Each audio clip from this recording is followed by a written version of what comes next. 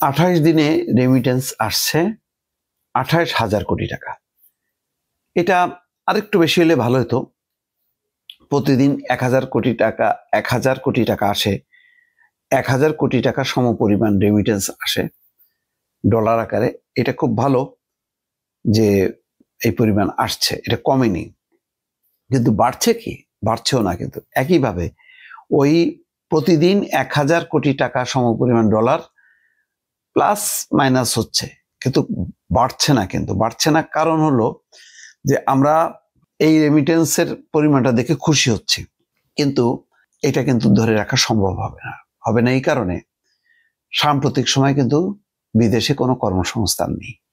দেখেন, মালয়েশিয়া শ্রমবাজার খুলবে বলা হচ্ছে, কত 8টা না 10টা না 20টা শর্ত দিয়ে, নানা শর্ত দিয়ে সেটা খুলবে, এখনো খোলেনি। জাপান নাকি 1 লাখ কর্মী নেবে, সবই নেবে, কিন্তু নিচ্ছে কে? যাচ্ছে কোথায়? সেই শ্রম বাজারটা কোথায়? সেটা কিন্তু খুঁজে পাওয়া যাচ্ছে না। তো তার মানে হচ্ছে বাইরে কর্মী যাওয়ার হারটা অনেকটা সংকুচিত হয়ে গেছে। তারপরে বাংলাদেশের পাসপোর্টের যে অবস্থা, তাতে উন্নত দেশগুলি কোনোভাবেই আর অ্যালাউ করছে না। ইমিগ্রেশন হোক, অন্য যে কোনো উপায় হোক, কোনো পথেই আর এগোনো যাচ্ছে না, একটা অবরুদ্ধ অবস্থা। তো সেই কারণে এখন দেখেন, এই গত বেশ কিছুদিন খেয়াল করবেন যে দিনে 1,000 কোটি টাকা আসছে, সেটা কিন্তু আর বাড়ছে না, এক জায়গায় স্থির হয়ে আছে। তো স্থির তো আপনি যদি আস্তে আস্তে এটা যদি ধাক্কা না দেন, আরো জনশক্তি না বাড়ান, তাহলে তো জনশক্তির অনেকের কাজ শেষ হয়ে যাচ্ছে, মেয়াদ শেষ হয়ে যাচ্ছে, সে চলে আসতেছে। এটা ধরে রাখা কিন্তু এখন কঠিন হয়ে যাচ্ছে।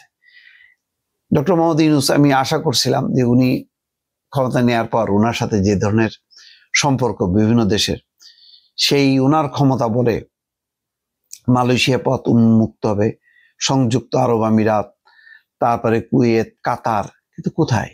কিছুই হচ্ছে না, একদম অবরুদ্ধ অবস্থার মধ্যে আছে। তো এখন এই অবস্থাটা পর শঙ্কা লাগে যে বাংলাদেশের ইকোনমিটা কিন্তু একভাবে ধরে রাখছে এই রেমিটেন্সটা। তারপরও দেখেন ডলারের দামটা কিন্তু বেড়ে যাচ্ছে, আর রেমিটেন্সের প্রবাহটা যদি কমে যায় তাহলে ডলারের সংকটটা আরো বাড়বে, তখন পরিস্থিতি খারাপ হবে।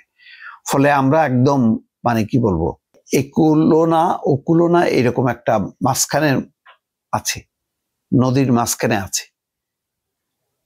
ডুবে যাচ্ছি না, কিন্তু আবার পাড়েও উঠতে পারতেছি না, এরকম একটা অবস্থার মধ্যে আছে। চলতি অক্টোবরের প্রথম 28 দিনে এসছে প্রায় 234 মার্কিন ডলার, প্রায় 2.34 বিলিয়ন ডলার রেমিটেন্স। প্রতি ডলার 122 টাকা ধরলে তার পরিমাণ দাঁড়ায় 28,548 কোটি টাকা। তো এই হিসাবে 28 দিনে প্রতিদিন গড়ে এসছে 8,035 ডলার বা 1,019 কোটি টাকা প্রবাসী আয় বুধবার বাংলাদেশ ব্যাংকে আছে। সুতরাং এখন এই জায়গা থেকে কিন্তু ড্রাইভ দিতে হবে। যদি ড্রাইভ না দেওয়া হয়, উপরে উঠতে না পারে আমাদের রেমিটেন্সের প্রবাহটা, তাহলে কিন্তু এই এখন যে হার আগামী 6 মাস 1 বছর পরে আর এটা থাকবে না দর্শক।